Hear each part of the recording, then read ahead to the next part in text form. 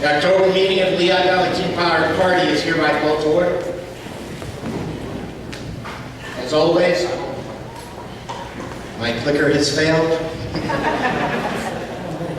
have to remember to turn it on. Yes, if you would join me in a prayer. Heavenly Father, please be with us tonight. Fill the room and our hearts with your Spirit.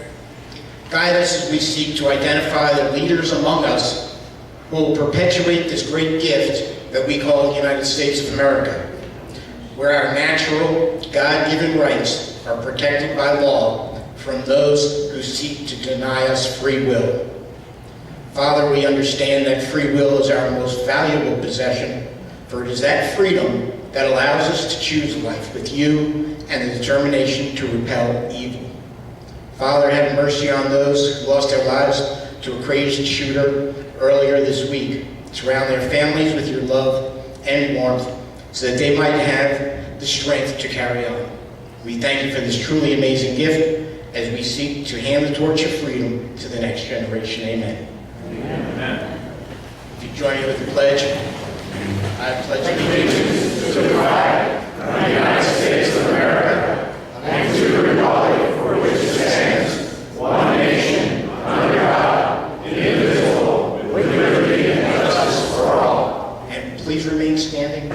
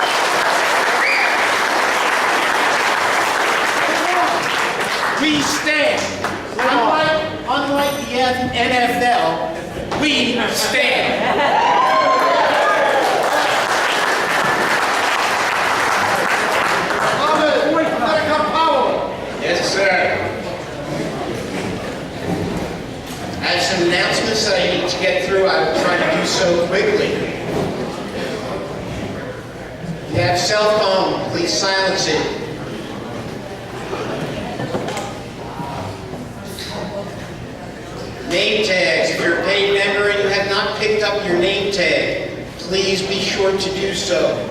If you, that's from Joe in the back. If you joined in the past 30 days or so, there's probably not a name tag there for you. We'll be getting them out in a couple of weeks, membership cards and name tags. You'll see that on the tables there are applications for our 2018 year. So it's now October. Anyone who joins now gets the rest of this year and all of 2018. If you renew now, obviously, you get 2018 and all those cards and things will go out first of the month. 50/50. If you haven't picked up your 50/50 tickets, you can do so during the break. See Mo in the back. We will draw one winner tonight on the 50/50. Gun raffles. We came in with this particular raffle just about sold. I understand we did sell the remaining tickets. We're starting another game tonight as well, but we will draw the one winner. And the way the game works is we sell 100 tickets and draw a winner. Tickets are $10 each. That's a pretty good deal, pretty good odds. Better than Vegas, that's for sure. The winner gets his choice of a Smith & Wesson Performance Center M&P9 Shield, or the Ruger LC9 in 38 Special with hose grips. Or if your spouse says you already have too many guns, you can take the cash, $400. And just know that our raffles are sponsored by Relic Hunter. Relic Hunter has just moved, and they're now in what was the firing line. They are also new owners of Firing Line. I encourage you to go up there and try out that range. We also are selling tickets on behalf of Support the Troops. That's Val and Blair. Val will come up shortly. But this is a beautiful quilt, $10 a ticket. And again, we sell 100 tickets and draw a winner. That just started tonight, so we probably won't draw a winner tonight. But please go back, see them, buy a ticket. Chips. If you're short on cash, you can buy the iValid Tea Party chips. You see Brian in the back. What are chips? What do we do with them? If you came here and you have stuff that you want to donate money, you want to buy things, you want to buy raffle tickets, 50/50 tickets, and shirts, signs, and you're short on cash, see Brian. He'll give him your credit card. You can purchase chips from Brian and then use the chips anywhere on any of the tables tonight. Just know that the chips are good only for tonight. First-time attendees. Anybody here for the first time tonight? Okay, great. Thank you for coming.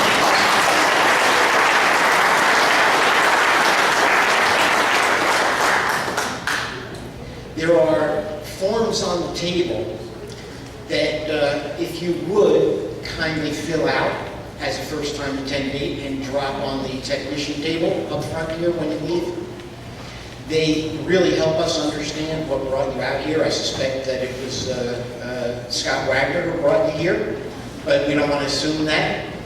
And know that of the people who do leave the form with us, we will draw one at our board meeting that's coming Monday, and that person will get free membership. Treasurer's report. Normally, Dean Browning would provide a treasurer's report. Dean had a death in the family, so he's unable to be with us tonight. But I'll give you a quick rundown. Our checking account, current balance is $17,965.13. Savings account, $254. PayPal, $155.06 for a grand total of $18,374.19. That's awesome. Thank you, guys.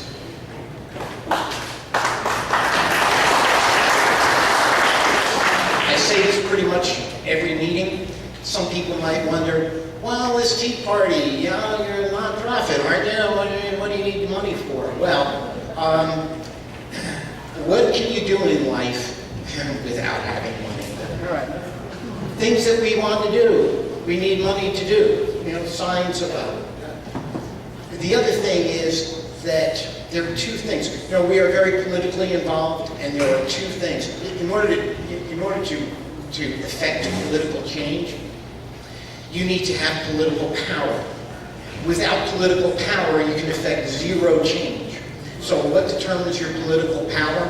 That is the amount of money that you have and the number of paid members that you have. Now, messaging is a third factor, but the But the basic model is the union model. That is, you need to have a block of voters and you need to have money.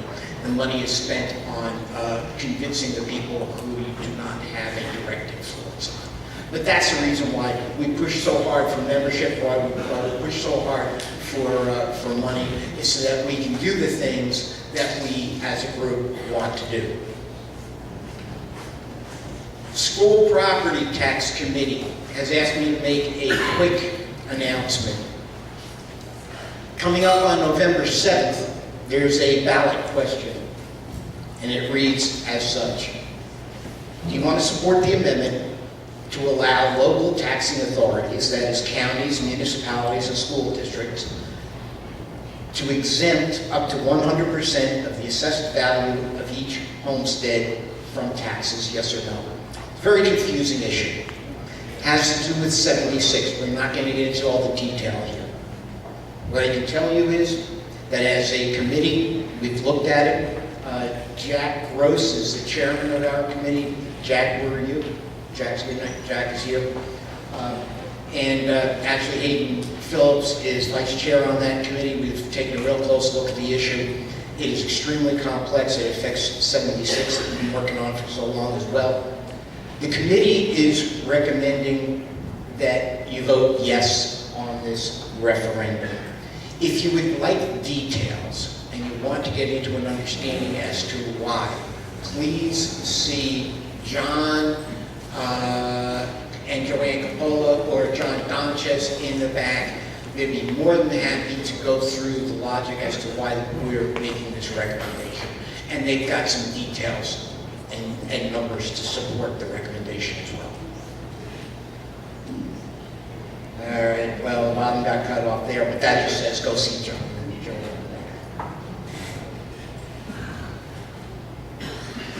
I would like to take this opportunity to introduce to our group a wonderful, wonderful lady by the name of Paige Jenkins and her associate Niger. And I'm sorry, I don't know Niger's last name. I met with these folks a month and a half ago down in Philly. They're doing some awesome work. Paige leads an organization called New Start Foundation. And their project is Tear the Gun. Now, you might look at that at first and think, oh, is this some sort of an anti-gun group? Come on, would I bring anti-gun people here? They're doing some very amazing work in some large cities like Philadelphia, but not limited to Philadelphia. And in my view, this is a really good opportunity for some of our people who claim to be Second Amendment advocates. You know, one thing that we all have in common is that we may love guns, but we hate violence, and especially gun violence. And this is an opportunity to get involved truly at the street level and do some real good. Paige can tell you all kinds of stories of, you know, little kids, innocent children who are being shot. And so I would really encourage you to get involved in this project. This is something that we plan on continuing with on a regular basis. I'd like to see us form a small group here and find ways that we can support Pay and Niger in their work. We can help in Philly, but you know what? We had a couple of homicides in Allentown just recently as well. So we're not immune to the whole violence thing, and I think we can learn some lessons and help expand the program. Please, please, please, during the break, afterward, go see them, talk with them, and find out how you can get involved.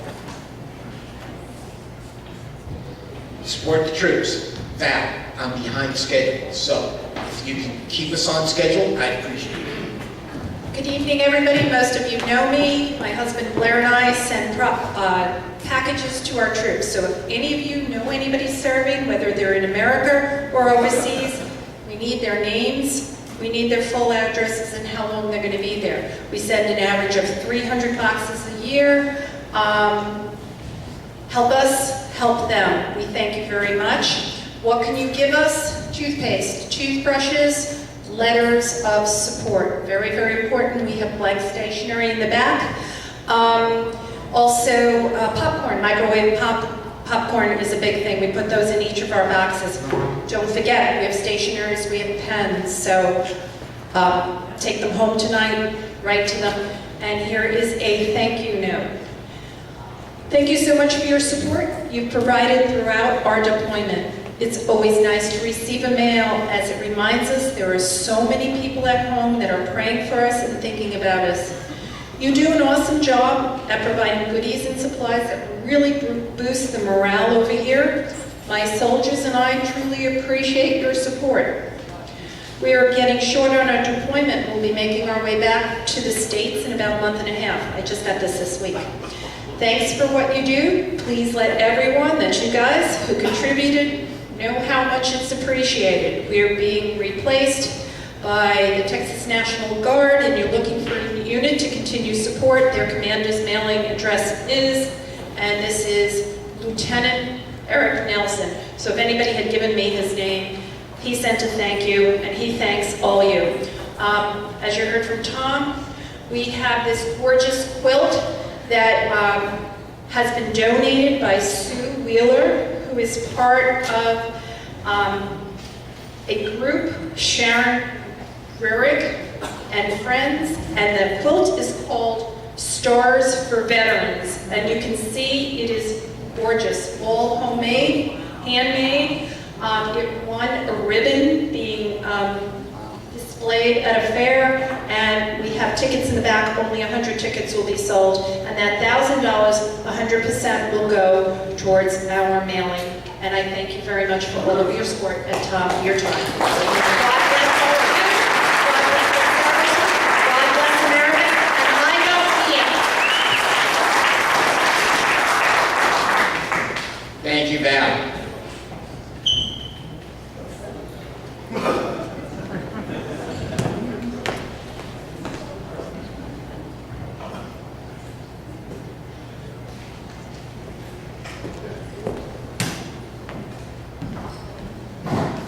Okay, so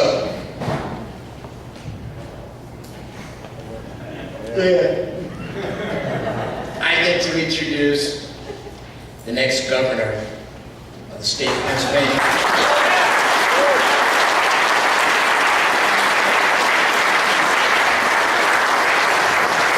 I think that most of you know Scott Wagner. He's from York. When he ran for a Senate seat, 2014, a special election, he did so with the intent of changing Harrisburg. Well, the establishment wasn't exactly thrilled with that idea. So they set out to destroy him. But Scott beat them at their own game.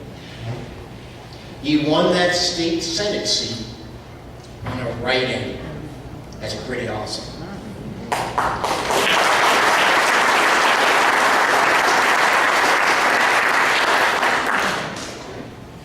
I've come to know Scott, and I can tell you he's one of us. Over the past 2.5 years, he's been in Harrisburg delivering a message on our behalf. You might ask, what message? The message is that we're sick and tired of it, and we're not going to take it anymore.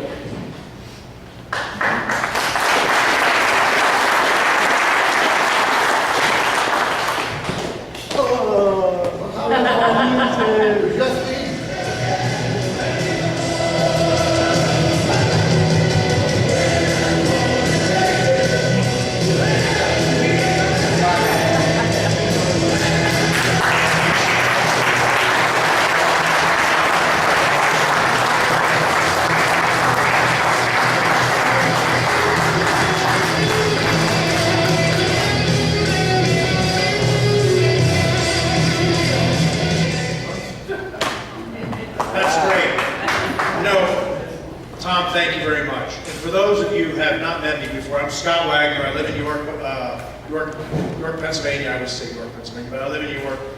I'm a guy with a couple garbage trucks just trying to make a living. And I do have a couple spares that I'm going to take to Harrisburg to take the trash out.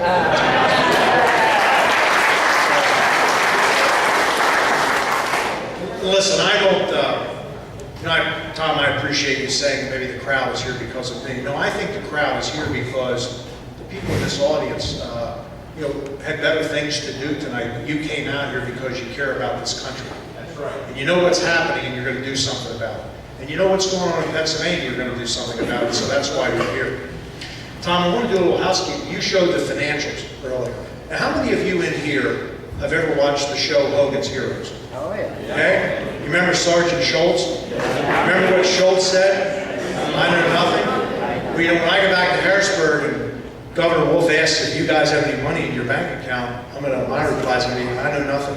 So, just so you know, if Governor Wolf knew you had that money, he'd come in and get it. So, listen, I'm honored to be here tonight, and I'm going to be, as brief as possible.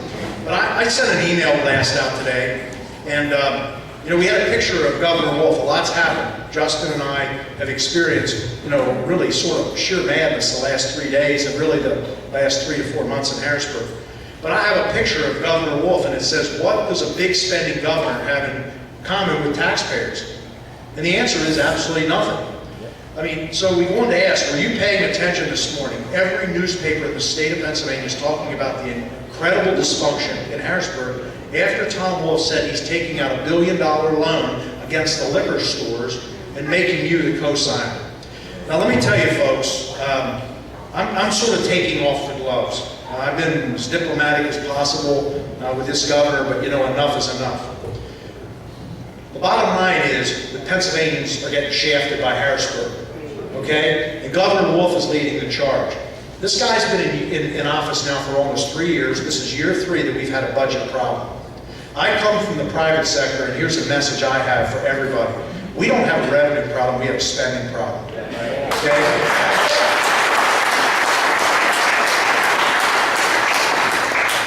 And this is the truth, and Justin can back me up on this. Pennsylvania is bankrupt, and we just don't know. We have not looked in the mirror and said, yeah, we're bankrupt. We've got a pension crisis. We've got an economy that's very flat. We've got school taxes. We've got out of control spending, and the list is just endless. But what I've seen in Harrisburg is there is absolutely zero accountability for all the state agencies that Governor Wolf is to oversee. Now, this is not a way to run government, and I constantly say all the time that government needs to be run like a business. Because when you have money coming in and you have money going out, you use business principles. And I will tell you that when I become governor, and I fully intend to become the next governor,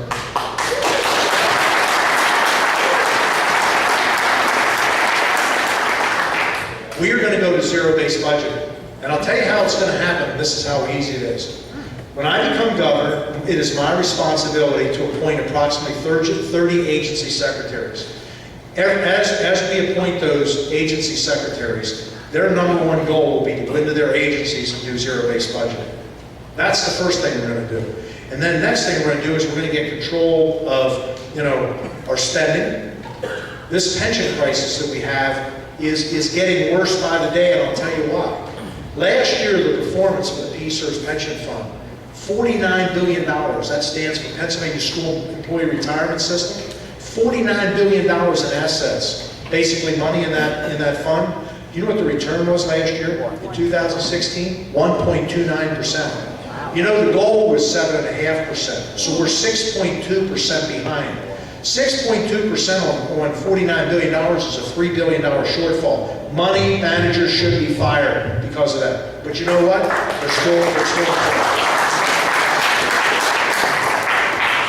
So I can talk about all the issues. You are here because you know of the issues. We need to get the right governor.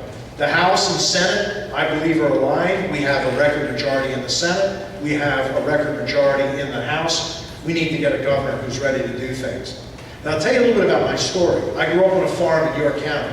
I learned to work hard, and I was a terrible student in school. I'm a high school graduate. I went to Williamsport Community College for a year. came back to New York at age 19, went to work in a relative's construction company, and also that summer I bought a piece of land, and that's when I started buying apartment buildings and laundromats, and actually I was in the bail bonding business. People don't know I actually had a bail skipper, went to Bogota, Colombia, and I went and got him in 1982. So Harrisburg's pretty easy.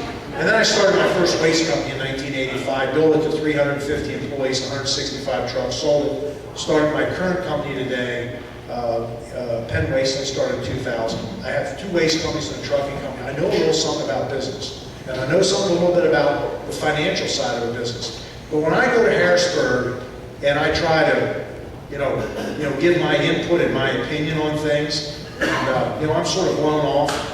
And I believe my business experience in depth far exceeds most people, or even a group of people in Harrisburg.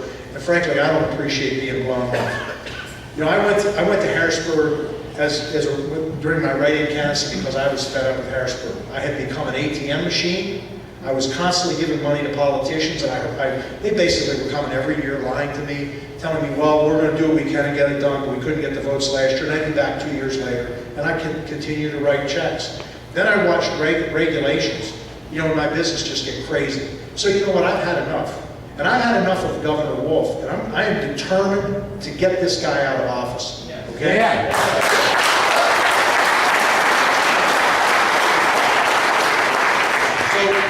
I'm going to just, wrap up with a few points, but I'm just going to tell you that you're going to see me around Pennsylvania. Ryan, who was with me somewhere back here, my wingman, who travels with me across the state, told me that, last 2 weekends ago, from January 11th when I announced my candidacy up until probably 2 weeks ago, we broke 210 events. I'm everywhere all over the state, because I've had enough of Harrisburg, okay? And I can tell you that people in Pennsylvania that are working hard, good, salt-of-the-earth people want a voice, and I want to be their voice. And as I mentioned earlier, I'm ready to take the trash out, okay? I'm not owned by anybody. You can't buy me.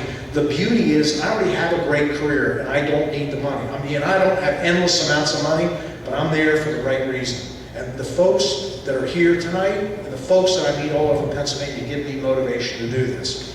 And I'll tell you flat out that there are a couple things you're going to get from me. You're going to get directness and honesty. And I'll tell you, I'm not a polished politician. I'm not a smooth dude. But I'm going to tell you what I'm going to tell you. If it's a duck walking down the street and quacks like a duck, looks like a duck, and does other things, it's a duck. It's not a peacock. Okay? So you're going to get honesty from me. I need to get to the governor's office. And I will tell you, and take this to the bank, in the first 90 days, you're going to think Grant through Richmond, okay? Because I don't have time for baloney, and I'm tempering my language. Because after what I experienced the last 3 months, and what I experienced the last 3 days, I went home yesterday so disgusted. I mean, probably the most disgusted time I've ever gone home in my whole working career. Because Saturday afternoon, my phone started ringing. I started getting emails and texts asking me about a warehouse tax that was being proposed. Now, up in this area around Route 100, I guess, and 78, all these warehouses, which means that there will be a 6% sales tax imposed on leases. It would be devastating in Pennsylvania and the real estate industry. So we fought that off. And then Tuesday, it was the severance tax. And you know what's amazing about everybody's talking about the severance tax, and Governor Wolf campaigned on it. But Governor Wolf didn't do his homework when he ran around shooting his mouth off about the severance tax. In 2012, I believe it was Act 13, there was an impact fee that was imposed on the gas companies. Instead of calling it a severance tax, they called it an impact fee. Now, if we would have voted on a severance tax on Tuesday, and he's talked about it a lot, that impact fee would have gone away. There's language in there that states that the impact fees goes away if a severance tax is imposed. And I saw the numbers, and I believe that the severance tax actually would have collected less money than the current impact fee in place. But, Governor Wolf didn't do his homework, so we finally fought that off. So then my phone and everything is blowing up Tuesday night over a proposed 5% hotel tax. Now, if you go to a hotel, and most of you in the room, if you go to a hotel, especially the guys, it means your wife threw you out of the house. That's the only reason you use a local hotel. Or ladies, if you want to get away from your husband. Bottom line is, if you go to a hotel right now, you pay 6% sales tax. Most counties now have a tourism fee, and in your county, we have a 5% fee. But they were going to impose another 5% fee, which would be 6, 5, and 5, which would be 21%. Philadelphia already has another hotel tax. It would have made us the highest hotel tax in the nation. Guess what? We fought it off. And I'll tell you what went on in the House was amazing. It was close to a circus. But at the end of the day, why are we operating a government like this? It's wrong. Just all I'm saying is help me get rid of Governor Wolf, and it's going to be a different day. And again, we have lots of issues. We know the issues, and but I will tell you the time is now. We have a lot of problems, but we also have a lot of opportunities, and we also have a lot of good people. People that care, that come out like tonight. Many of you probably have children and you have grandchildren.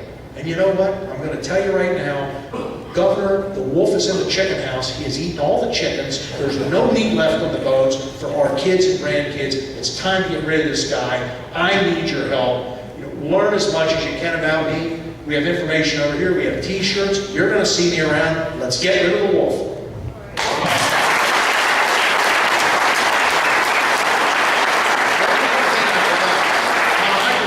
Bring this up. I just want to show you, this is the organizational chart of the state of Pennsylvania. And what you see is, Donald Trump talks about the swamp. This is the swamp. Everything, this is the governor in the center, General Assembly over here. This is when I talk about taking out the trash, my trash trucks are going to be backed up to these buildings. Okay? It's enough is enough.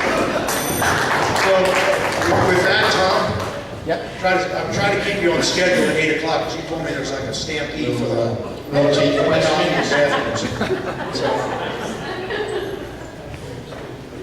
By the way, ladies, can I ask you a question? How old do you think I am? Why not? There you go. You're a winner. You get a free trip anywhere in the world. And I just turned 62 years old. And you know what?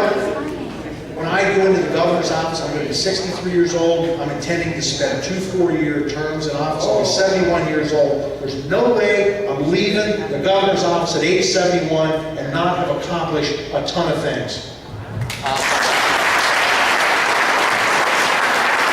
So if you have a question, raise your hand. I see we have one already, and someone with the microphone will come to you.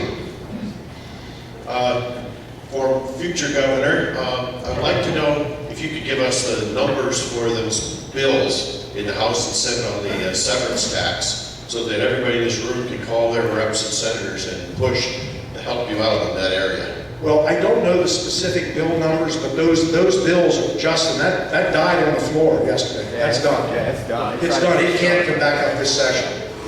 So that's good news.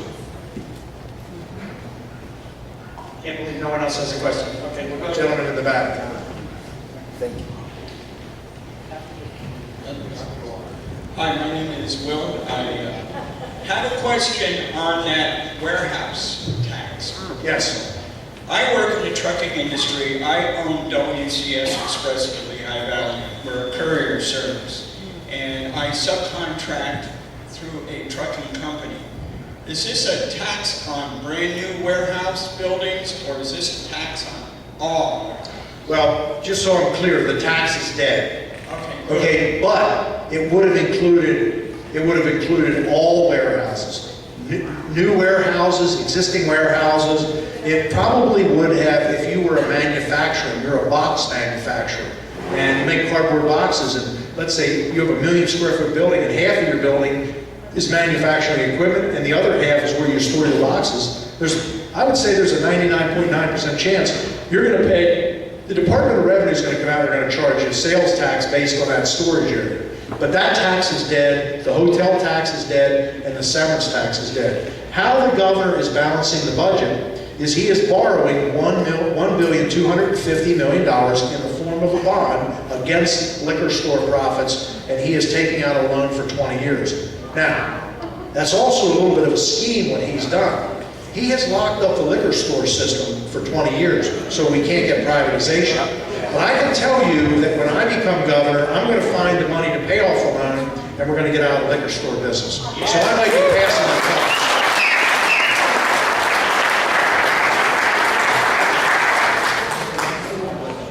Well, hi, my name's Tom.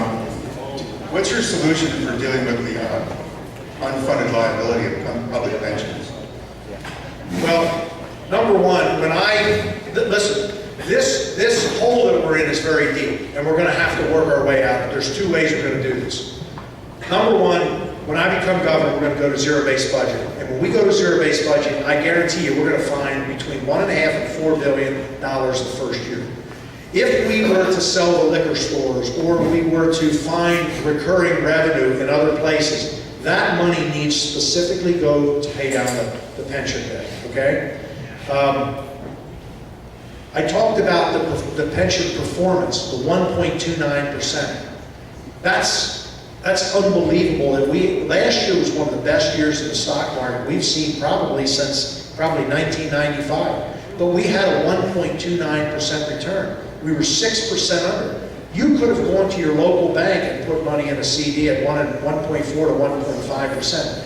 The problem, how we're going to get out of this is we have to reduce the number of money managers. When I joined the Senate in 2014, we had 340 money managers. And this is all part of the corruption. A lot of the money managers give political money and donations, and I mean, Harrisburg is, how many of you have ever been to this is a pleasant thing to talk about, how many of you have ever been to a farm where there's a large hog feeding operation? Okay? Well, the hog trough in Harrisburg is endless. I haven't been able to find the end. I'm telling you, they're coming in from both sides, Democrats and Republicans. The feed keeps coming in the trough and they want more. You need a governor. The Governor Wolf should be beating and screaming at the money managers, get out of here, get out of my office, get out of this building. We're hiring new people.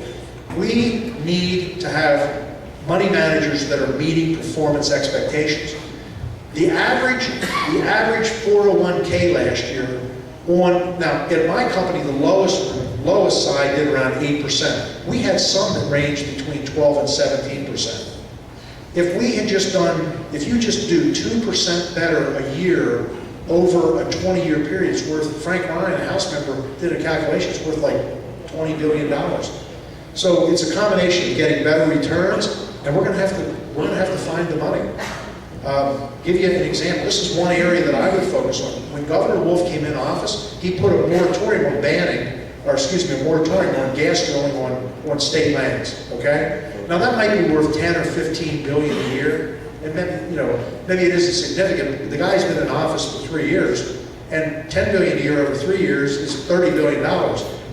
That money, for example, I will reverse that moratorium, and I believe that when we find pockets of money, it needs to go directly, to pay off the pension bill. It's like if you have a mortgage in your home, and you get a bill from your mortgage company, your bank every month, it says principal, interest, and there's always a line that says additional principal. We need to start putting additional principal on this.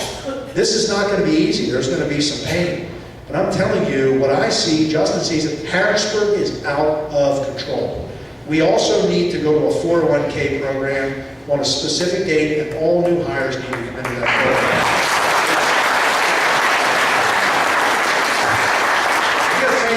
I can just tell you a quick story. So I had a meet and greet in YMS, and I will tell you that I am the #1 most hated person in the state of Pennsylvania by the PSEA, Pennsylvania State Education Association, the teachers union. Okay? Guess what? I really don't care. Okay? But I was there, and I was explaining there were about 60 people there. Okay? And I was explaining about the pension performance, how the PSERS, Pennsylvania School Employee Retire, which means teachers, how that pension fund underperformed by 6%. And there was a guy along the wall, and he was like, had his arms folded, he was snorting, and I just said, I said, so I saw him, and I said, sir, so I'm curious, what do you do? He goes, well, I'm a school teacher, and I'm here tonight to hear what you're trying to do to us. We hear you're trying to take our pension away from us. And I'm like, where are you hearing this garbage? Okay? Constitutionally, let me tell you something. If you have teachers or any teachers out here, you are going to get your pension no matter what. Okay? Bottom line. And then he goes, well, you hate unions, And I said, listen, I don't hate unions, but I also think it's wrong that the PSEA has 180,000 members. You collect $800 in dues per teacher, And basically, you're collecting 145 to 150 million in dues. The PSA is the biggest money laundering scheme in Harrisburg. It's right across from the Capitol. But here's the point. I said, sir, I want to tell you something. Because then the conversation gravitated to school taxes. And behind me were parents of a friend of mine. And Bill is 89 years old, and his wife is 88 years old, okay? And I turned around and I said, sir, I want to tell you something, just so you know. You are going to get your pension no matter what, if it means that my friend's parents lose their home. How do you feel about that? So you know what, I'm getting tired of the school teachers. You're going to take my pension away. So, anyway, yes. Tom, you getting your money's worth here tonight? Yeah? I'm fired up. After the last 3 days, I'm like, ready to go. Thank you for coming tonight. You're very welcome. Thank you for being here. I'm a child of the Reagan Revolution, and one of the quotes that always stuck with me is, hello from the government, I'm here to help. I know you co-sponsored a bill for Convention of the States. Can you speak about that here and how it would affect us? No, I can't, and I'll tell you why. There are probably a zillion bills. I would have to have my chief of staff here with me. And I'd be happy to follow up with you, but I just, there are so many bills and so many issues right now. It is, the complexity, and I would have to have John Hopcraft, my chief of staff, standing here. Now, Justin, maybe I would give you a little bit of background, but I am so focused on this financial problem that we have right now and the other issues, but I would be happy to follow up with you. Yes, Hello, Senator John Dodges. Just had a question for you on your feelings for tax incentives. I'll say specifically our NIS in Allentown generates like $60 million a year in taxes, and it still hasn't returned the $20 million a year that it used to bring into the state. And that's basically it. When we do zero, John, here's the answer. When we do zero-based budget, we're going to peel back the onion, we're going to see everything. And we need to know where money's going. And frankly, a lot of money has gone to districts of House and Senate leaders, whichever the party was at the time. And, no bank would ever lend on half of these projects, okay? So why are we using taxpayer money, hard-earned taxpayer money, just to throw down basically a black hole? We're going to go through and we're going to look at everything. And at the end of the day, if we're going to reduce school, if we're going to eliminate school taxes, we're going to reduce spending, we're going to do a lot of things, we've got to attack this pension thing, we've got to start looking at all this giveaway stuff. And listen, some of my friends have businesses and they get tax credits and this and that, but we got to start looking at we have to look at every single thing. Because you know what, we're out of runway. There's no more runway. We're out of oxygen. We're bankrupt, basically. So, we have a whole planet over here. Yes, sir. Hello, sir. My wife and I own a beer distributor in Allentown, and we've been fighting very hard to get to sell more than just beer and salted snacks. Well, is there any help on the horizon that, I wanted to grow my business. For the last 3 years, I've had about a 10% increase in my sales due to the way we worked everything out. And we give about $60,000 a year in state taxes to the state. But we really would like to grow our business from 4,000 square feet to about 20,000 square feet. Will you be giving us any help? Well, one thing I'm going to do is I'm going to figure a way to unwind this mess, this loan that Governor Wolf has gotten us into, and we need to be out of the liquor store business. Pure and simple. We have 600 liquor stores that lose $300 million a year operationally. So the liquor store system right now only makes about $100 million. If we got rid of the stores and kept the wholesale side, either operated or leased it, we're now going to be another 300 positive. I would rather see you sell spirits and wine in your store instead of us trying to do it. The problem you have in the liquor store system, and this is a problem all over Pennsylvania. We have 80,000 state employees and 60,000 are unionized, okay? In my business, I focus very closely. In my one company, Penn Waste, we have over 400 employees. We focus on the percentage of benefits to $1 of payroll. Health insurance, paid holidays, paid vacation, sick days, 401k, the whole 9 yards. In the private sector, nobody runs over 50%. In fact, most people are in the 40s, okay? 2 years ago, during appropriations hearings, I really scoured the financials of the Pennsylvania Liquor Control Board, the liquor system. Liquor store workers, 2 years ago, the percentage of benefits to dollar payroll, 89.9%. Now it's over 90. We need to get out of this business. Let's quit playing games. I mean, there was supposedly liquor reform, so you can go to a supermarket and buy, what is it, 2 bottles of wine or 3? So let's say, I don't know, it's 2 or 3, but the joke is that you have to have a separate section. So when you buy your groceries, you can go into the wine and beer section, but you can't pay for it over there. So you have to go back over here, and then when you walk up to the cash register and you have 4 bottles of wine, the cashier says, "Sir, I'm sorry, I can only sell you 3 bottles. But if you put this one here, and if you take the 3 out with your groceries and come back in, I can sell you the 4. I mean, how stupid is this? So I want to get out of the liquor business completely and let you as an entrepreneur do it and grow.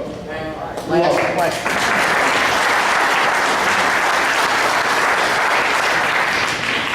Yes, sir. Good evening. I'm presently on a school board and been on the school board off and on for probably 25 years. When you say about teachers, let me tell you one of the greatest teacher gimmicks that there is. Their pension is based on their highest years. Correct. So they know they're going to retire in 3 years. They put their name in to be the assistant track coach, the reading coach, the recess director. They'll sign on to as many things as they can because every single one of them count towards PSERS. So it's not the $65, $75, $85,000 pay that determines their pension. It's all that other stuff that they're allowed to tack on that goes to PSERS. In my district, I, one other person now, have made it put on the agenda, no matter what the item is for teachers, what the cost of PSERS is.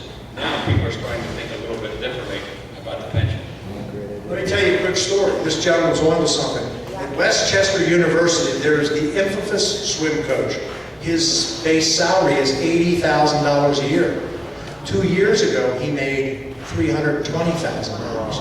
And the year before, he made, maybe it was 2 years ago, he made $320,000, and last year he made $420,000. He earned the difference between $320,000 and $80,000 by basically extra programs, selling snowballs, mowing the grass. Heck, I don't know what he was doing, okay? Then he filed a grievance against the school over how his overtime, or how he was being paid, and he got another $100,000 over. That's what got him to the $420,000, okay? Now, this guy's gonna make, now, here's a trick question, okay? If his base salary is $80,000, but his W-2 earnings are $320,000, what is his pension going to be based on? His base salary or his W-2 earnings? And he'll get at least 2/3. There you go. I'm telling you, Pennsylvanians are getting the shaft, and it's got to stop. Thank you, Scott.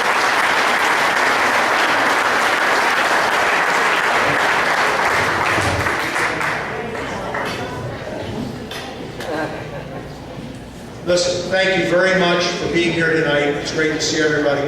I've got a whole bunch of stuff tomorrow. I've got a 2-hour drive, so I'm going to exit out of here about 5 or 10 minutes. But listen, thank you for being here. Thank you for what you're doing for Pennsylvania.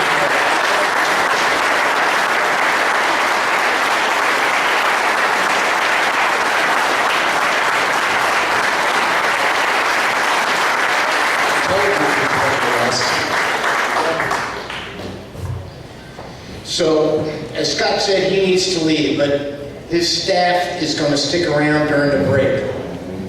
We need you guys, if you like Scott, you got to support him. You got to get out there and support him. How? Yard signs. I don't know if there are signs here tonight, but if not, I'm sure his staff will get you connected with some yard signs. Critically important. Donate to his campaign. We sit around and we complain about the Republican establishment, and we want to get our good conservative people elected to office.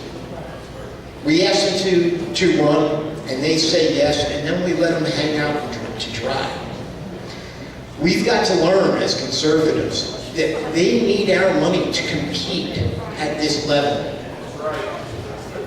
And so don't hold back, talk to his staff. If you like what he has to say and you'd like to see him governor, make sure you get on there and donate to this campaign. Volunteer. You're gonna see these come up 2 or 3 more times throughout the night. Volunteer for his campaign. This is important. You can't be everywhere. You can't have staff everywhere. It's up to us to get out there, volunteer for his campaign, knock on doors, and let's make sure this guy gets elected.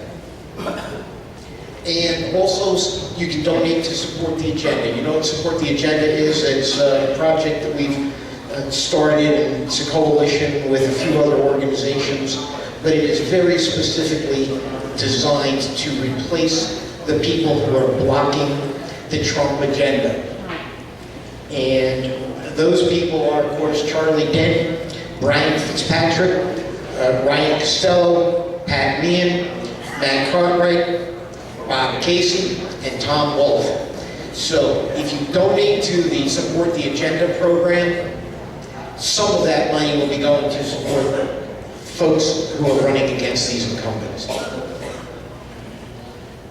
Speaking of donations, there are buckets on the tables.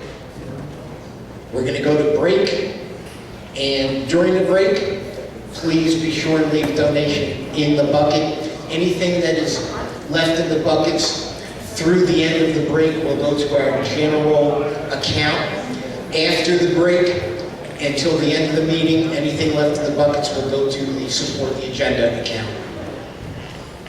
Reminder, if you're short on cash, see Brian, buy some chips, you can put them in the buckets. And with that, it's time for a break. Thank you. We'll be back in 15 minutes.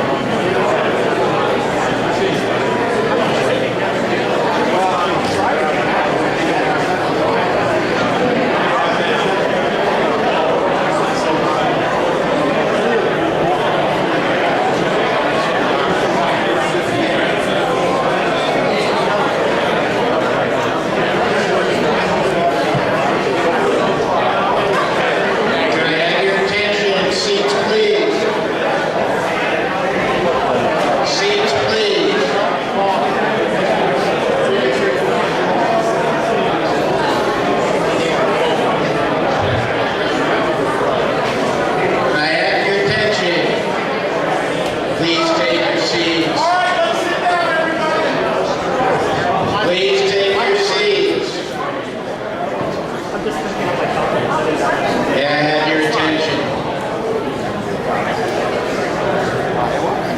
Quiet.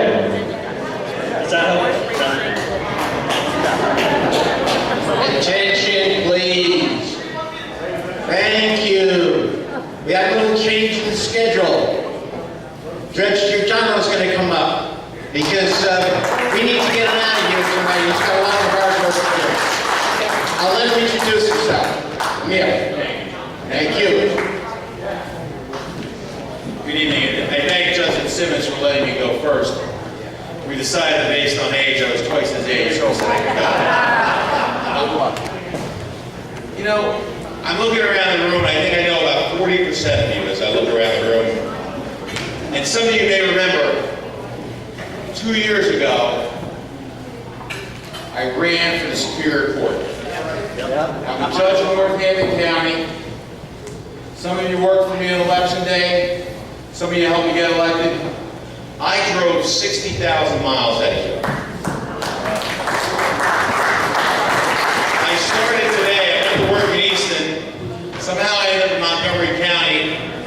Then I was in Pottsville, and I drove back in the pouring rain to get here. That's usually my night. 2 years ago, I visited 66 counties, and I made friends in all. I have to tell you, watching the election results that night wasn't any fun. I was at my house in Hanover Township. My wife's there, my mother's there, my sister comes in with her family. My oldest son comes home from school, I have a high school boy. And it's not like a presidential election. You don't have a main screen telling you what's happening. So I'm on the phone with my consultant. My brother's on the computer looking. My other son is on, my son's on a different website, and we're watching the TV. So channel 69 comes in. I'm winning 4-1. Everybody's jumping up and down. Northampton County. Lehigh County comes in, and I win Lehigh County, and the numbers are looking great. I was the only Republican to win Lehigh County that year.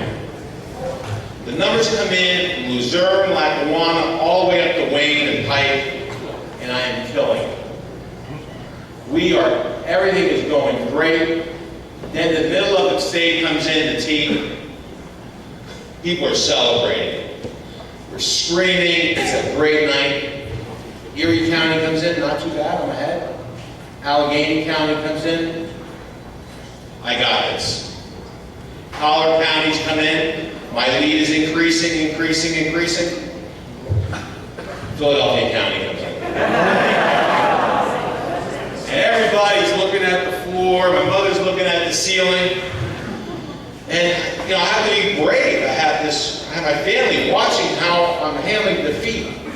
My two sons, I gotta make sure I put a strong face on. I said, don't worry. I met a lot of people. We can run again. Right. And my wife was just shaking her head. Some of you know her. This doesn't go any further from here. She's shaking her head at me. You're crazy. My mother says, you can never win.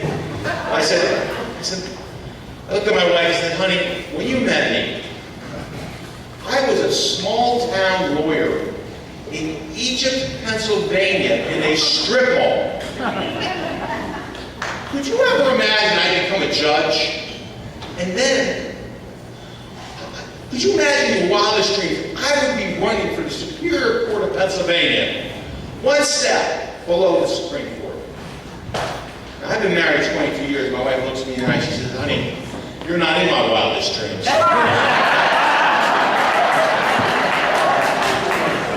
Only part of that story is true. I want to tell you, my background is a little bit different than some other judicial candidates. My mom and dad were not born in this country. My mom and dad were born in Italy. Yeah. And they waited their turn. They got on a boat and they came to Brooklyn, New York. All right. And they met when they were in high school, learning to speak English. My dad worked in a shoe factory. My mom worked in a sewing machine factory. And they saved money. Neither of them went to high school. One day, my dad came home from work. He says, we're moving to Pennsylvania and we're going in the pizza business. I said, I don't want to move to Pennsylvania. I was born in Brooklyn. I thank God every day I lost that accent. He says, we're going to the pizza business. I said, I don't want to do that. I said, I'm going to play football here in New York. He says, no, we're going to pizza business. And what I didn't understand at the time was we were all going in the pizza business together. And some of you in this room actually know me from those times. I worked with my mom and dad every day after school in the pizza shop, and I didn't like it. I have to be honest with you. It's not what I wanted to be doing. But that time, through high school, through college, and even law school, working, serving people has served me well as a lawyer, as a judge, and as a candidate. Now, I'm running for the Superior Court of Pennsylvania. And I have to tell you, I've been I received the highest ranking possible by the Pennsylvania Bar Association, and that was more important to me actually than even winning this race, because that means my peers thought enough of me to rank me that high. I am running.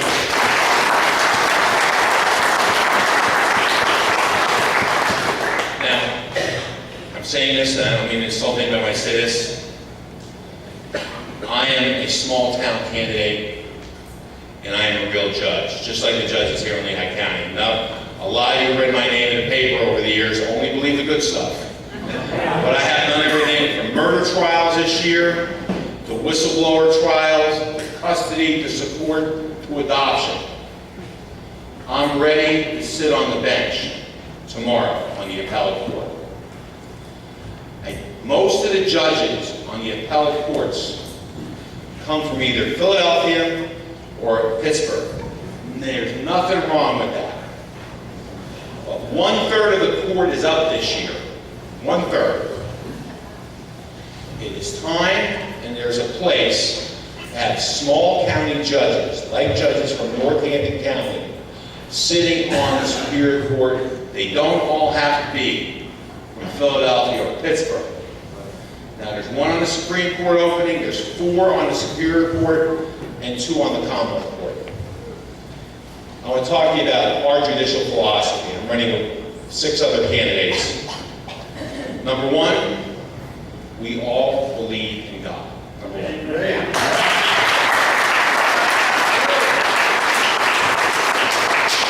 Number 2, we're all pro-life. Every single one. Number 3, and perhaps most importantly, we all believe that it's a judge's role to strictly interpret the law. If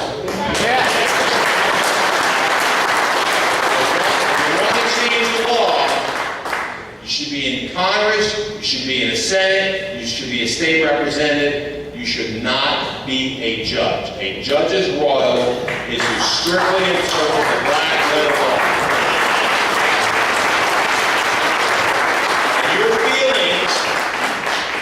Your feelings have no place in the law, because the rule of law protects all of us. And that means that we all get treated equally. It doesn't matter who you know and what you know. It's what you did and what does the law say. I came here tonight even though I knew I know about 40% of you. I left an event in Schuylkill County where I didn't know anybody to come here. I'm asking for your help. If you like what I had to say, please look me up on Facebook. All right, like my page, become my friend. I have my cards with me. I'll leave them at the back door. Send me an email. Tell your friends you met me. Despite what you think, I know we have Justin Simmons here tonight, who's running for Congress next year. A great candidate. Yeah.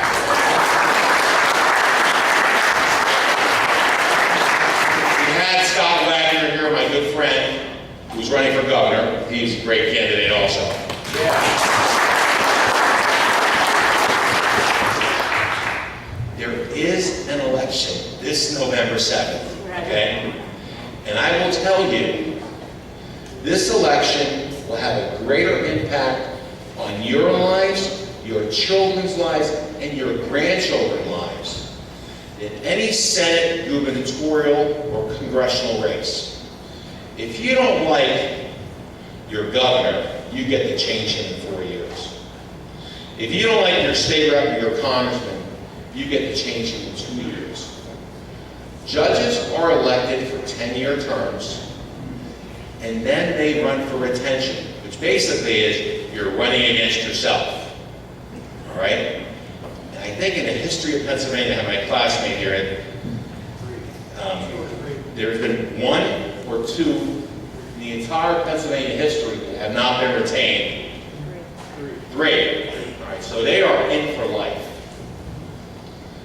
This November 7th, if you care about your children and your grandchildren, because judges have more impact on your lives than the President of the United States will ever have. I mean, you want to talk about, I'm not saying it's good or bad, Miranda versus Arizona, number 1, judicial rule. Roe versus Wade, judicial rule. Judges will impact this state forever. I'm asking you to go out and vote November 7th, Emil Giordano for Superior Court. Now, I will open up for questions. Is that okay? Yeah. All right. Does anyone have any questions? Well, we're going to do the same thing. If you have a question, raise your hand and we'll bring you the microphone. And as I'm going to the microphone for the first question, I can't state, well, I've been in front of the judge, and I think he only threatened to find me in contempt maybe once, but I can tell you I practiced in 18 Pennsylvania counties. I've been in front of dozens and dozens of judges, and he is a very well-qualified man. He's a fair man, and he cares about the rule of law, and that, what he just said, is so important. This election is not to be ignored. You need to get a sign for him. You need to get out there and spread the word that this election means something, because they make appellate decisions that impact case law. One just came down last Friday about how things happen in preliminary hearings which actually impact people's rights. And forever now, those rights are taken away if they rule the wrong way. We need conservative people on the bench. We need you out there working hard. So who has a question? Anybody? I guess they're just so... Well, you know, most people want to know why I wear my robe. I wear everything except the jacket. Okay, just in case you're wondering. Have a nice night, everybody. Thank you very much.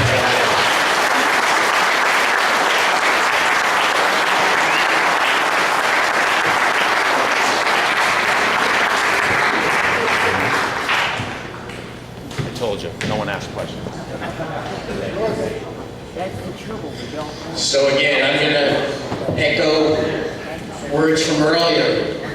We need to support our candidates. If you like Judge Giordano, make sure you get yard signs. I believe, yeah, okay, so we have yard signs down here. He said that he left cards at the back table. I'm not sure exactly where, but please donate to his campaign. Volunteer for his campaign and support the agenda. Now, I need to move some things on my computer, but while I do that, I'm just going to ask Trustee Simmons to come on up, and I will allow Rep. Simmons to introduce himself, because he can do a much better job at it than I can. Thank you.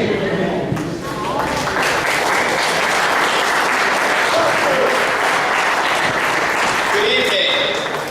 Good evening. You know, I just want to piggyback on what Judge Giordano said as a member of the state legislature.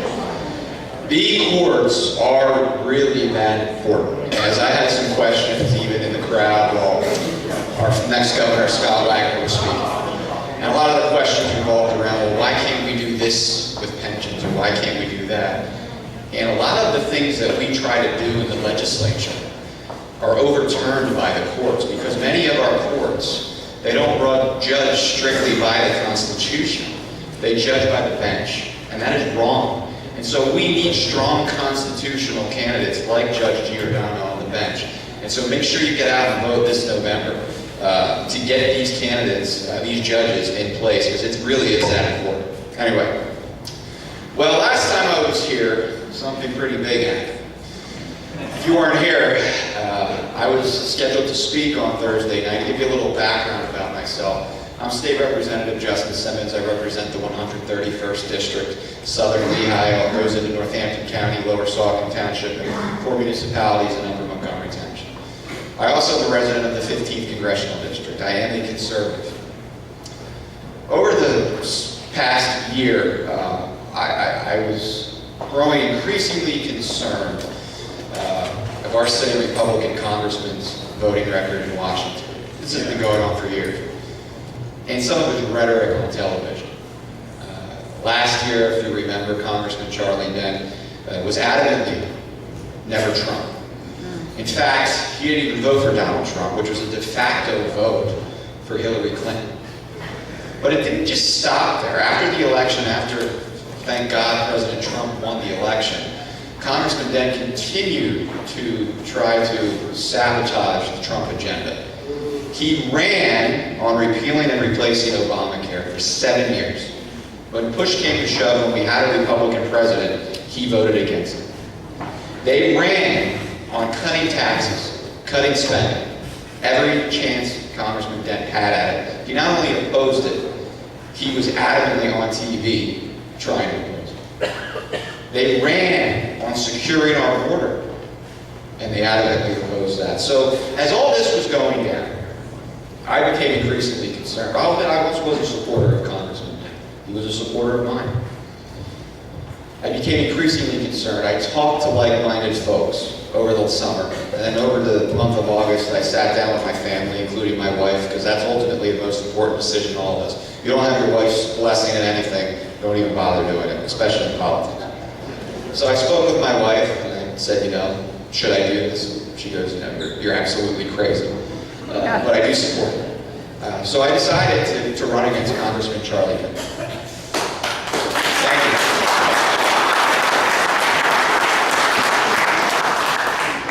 you. We announced on a Wednesday, I believe it was the first Wednesday in September.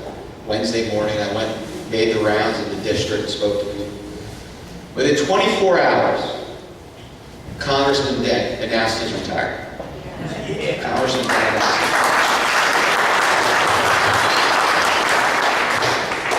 I think he saw the writing on the wall. He'd become out of touch with the Republican base. He'd become out of touch on so many different issues over the years, including pro-life, including family value issues, including spending. He just was not representing the Republican base anymore.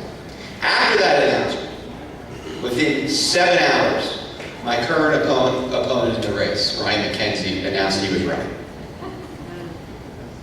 Ryan McKenzie is a colleague of mine. He has a good voting record, I'm not going to lie to you on that. The problem with Ryan McKenzie is he is Charlie Dent's handpicked successor. He is getting the network that Congressman Dent has, the same lobbyist network that Congressman Dent has. So let me ask you this. Let me ask you this, because that's what the difference in this race truly is about. If you think the current apparatus, the current network we have in the Pennsylvania State Republican Committee, the current lobbyist system we have in Harrisburg and in Washington, D.C., if you think that's working, my opponent is your candidate. If you think that we have a fundamental issue in our country right now, that our country is being overrun, our electoral system is being overrun by lobbyists, by party insiders, by crony capitalists, I am your candidate.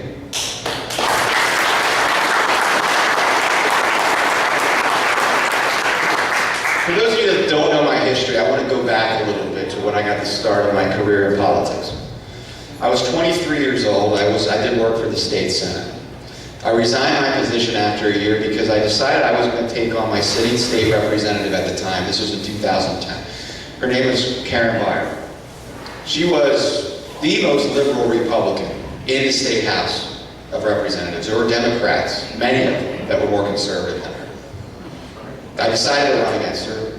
I was threatened by the establishment. I had sitting elected officials, some currently in office, Congressman Dent included, that said, Justin, if you do this, you're never going to have a future in politics. You're done. You have no shot. Only this kind of Republican can win this seat. So, naturally, I didn't listen to them. and went and knocked on thousands of doors. And when the primary came, I was declared victorious over that opponent by 10%. She was the only primary opponent in the state to lose that night. Members under indictment won their re-elections. I've had contested primaries. She lost. So, I talked to people after that. I went and sat down with some of the powers that be and said, that's fine, you won. We tip your hat to you, but you're never going to win the general election. That seat is one of the most democratic seats a Republican has. Next general election comes around, we win by 14 points. So I get into Harrisburg, and I did what I said I was going to do. I voted for property tax elimination. I voted to privatize the state liquor system. I voted for pension reform. And one of the proudest things that I personally accomplished in my first session in Harrisburg was, for home rule charter counties, we passed a ballot referendum initiative that basically said any county that wishes to go into debt with taxpayer dollars to pay for things such as a private sports stadium, the voters now have to approve. When that went to the ballot in Lehigh County, the voters approved of that motion by a 64 to 26% margin. I don't know if there's any Northampton County Council people in here, but their home rule charter as well. I've still been asking them adamantly to put this option on the ballot for their voters as well. I know people in Northampton County want that extremely bad. It's a good piece of legislation. You know, even with what's going on, get a little off topic here, even what's going on with this national anthem with some of these athletes. A lot of people don't know this, but did you know NFL teams are nonprofits? They don't pay taxes. Their stadiums are paid for by taxpayer dollars. And you're telling me that they can't take 1 minute to stand for the national anthem of our country? And don't tell me about the First Amendment and their First Amendment rights. I get that. They have a First Amendment right to do that. But if they truly want to stand for their causes, of whatever their causes that they're upset about, these millionaire athletes, why don't they put their money where their mouth is and go make a difference with that, instead of disrespecting our country, disrespecting our troops, and disrespecting our flag.